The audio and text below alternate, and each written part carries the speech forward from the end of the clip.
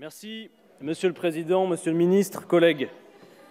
Nous sommes face à vous, disposés à mener la bataille parlementaire. Cette bataille, nous l'avons préparée.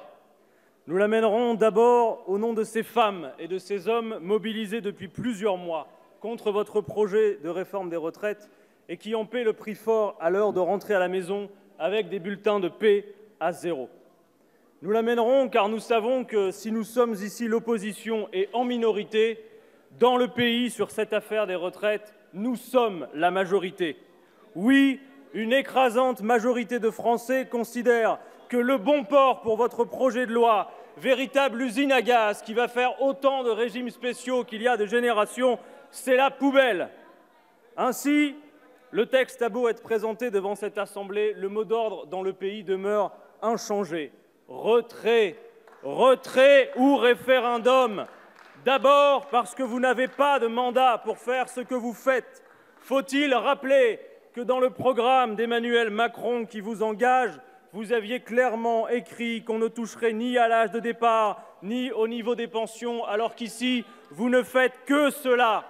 Bien sûr, les Français ont compris qu'ils auraient toujours le droit de partir à 62 ans, mais ils comprennent aussi qu'il ne vaudrait mieux pas le faire, compte tenu du recul, génération après génération, du fameux âge pivot ou âge d'équilibre qui, même provisoirement, n'a jamais disparu de votre texte de loi. Diminuer le niveau des pensions ou faire travailler les Français plus longtemps par l'âge d'équilibre, ce sont deux manières de dire exactement la même chose. Les Français paieront dans leur chair votre projet. Pour le justifier, vous avez surjoué l'alerte sur un déficit prévisionnel que vos propres politiques ont contribué à construire. Mais 8 à 17 milliards, ce n'est rien si l'on considère par exemple les 42 milliards d'encours bancaires pour les retraites chapeaux, les 60 milliards de dividendes versés aux actionnaires du CAC 40 l'an dernier. Et c'est moins que rien si on considère les 300 milliards d'euros que pèsent les retraites et que vous voulez faire progressivement, mais très méthodiquement, fuir vers les systèmes par capitalisation.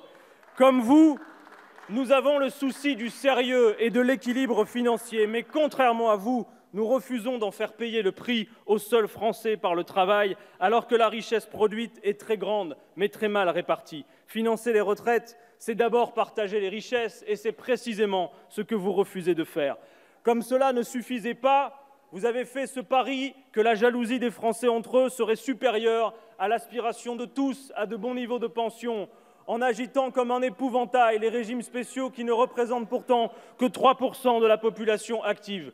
Certes, l'universalité, c'est un bon mot d'ordre, mais désormais, quand vous parlez d'universalité, tout le monde se moque de vous, tout le monde vous rit au nez.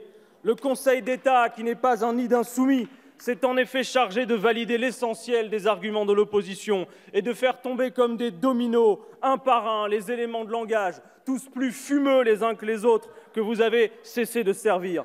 Dès lors, que reste-t-il de votre projet de loi ? Rien d'autre qu'une vaste mesure d'âge qui va contraindre les Français à travailler toujours plus longtemps, au-delà de l'espérance de vie en bonne santé, alors qu'un actif sur deux n'est déjà plus en emploi à l'âge d'arriver à la retraite et que ce pays compte quelques 300 000 chômeurs de plus de 60 ans.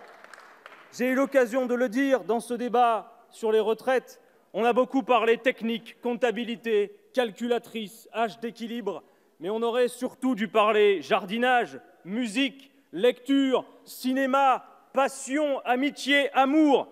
À l'heure du défi climatique, à quoi bon travailler plus longtemps que le temps nécessaire à la production de ce dont nous avons besoin ? Non, il n'est pas juste que les Français aient à travailler plus longtemps pour financer les retraites. Ils produisent déjà bien assez de richesses qu'il s'agirait simplement de mieux répartir. Pour nous, c'est clair, la retraite, c'est 60 ans. Aucune pension inférieure au SMIC pour une carrière complète et personne sous le seuil de pauvreté. Est-ce désirable ? Est-ce désirable ? Je pose la question car si ça l'est, nous pouvons vous rassurer sur la manière pour financer cela. Il nous faudrait simplement 2 petits points de PIB de plus d'ici à 2040 consacrés aux retraites. Ce n'est rien comparativement au point de PIB passé des poches du travail à celles du capital ces dernières années. Alors, chers collègues, j'achève. Ceux qui vivent sont ceux qui luttent, nous dit le poète. Alors, vivons!